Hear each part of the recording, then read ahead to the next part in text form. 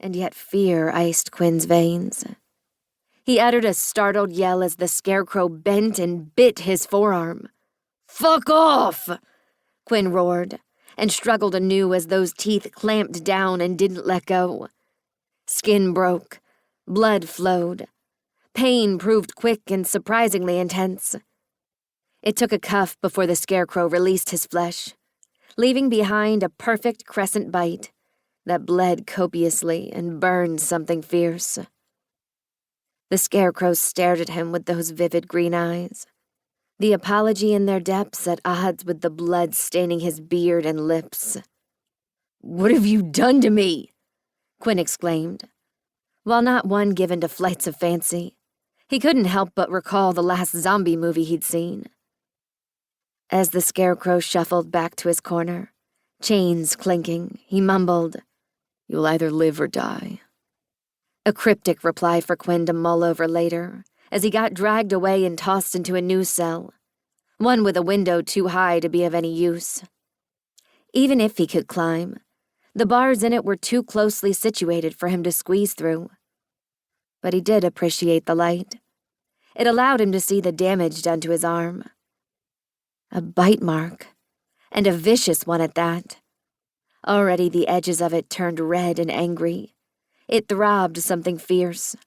But more worrisome was the feverish heat building in his body. Holy fuck, I've been infected with something. With what? Most plagues were airborne or passed via fluids. A chomp that broke the skin certainly fell into the latter. Would he die quickly? Painfully? Would he survive? The scarecrow had said he'd either live or die. Given the situation, he had yet to decide which he preferred. Not entirely true. Given his young age, barely legal to drink, he would choose life.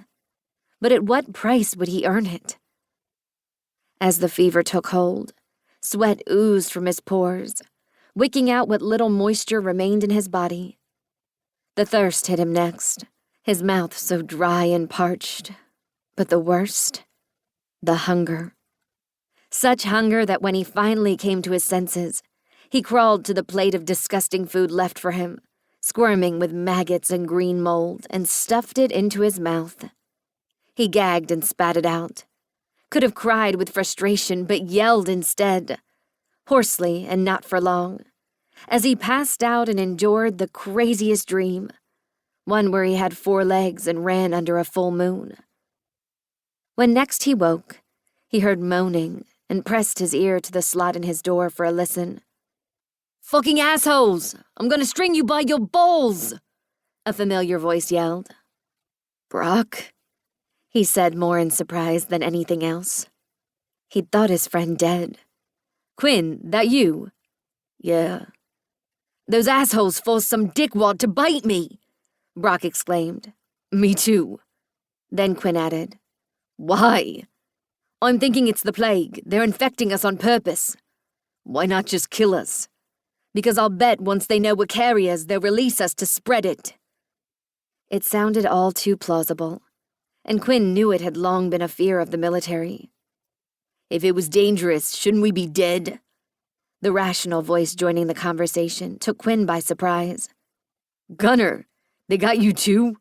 he queried. "Not for long. I'm getting out of here," Gunner said. A goal Quinn approved of, even as it seemed impossible. There was no lock to pick on the side of the door. Thus far, his captors always came into the cell a pair or more at a time, making it an unfair fight. "Did you recognize the guy they had bite us?" Quinn asked instead.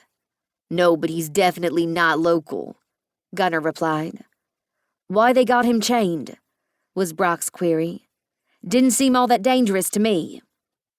No, but at the same time, Quinn knew that even the most unlikely seeming could have super strength if adrenalized. Just ask any nurse who dealt with an emaciated drug user how strong they could be. "Did you guys get the fever and shakes?" Quinn wondered aloud. "Yeah," Gunner stated. "Weird dreams, too." "I think we all did," Brock's stark statement. "What about Horace and Jorge? They in here, too?"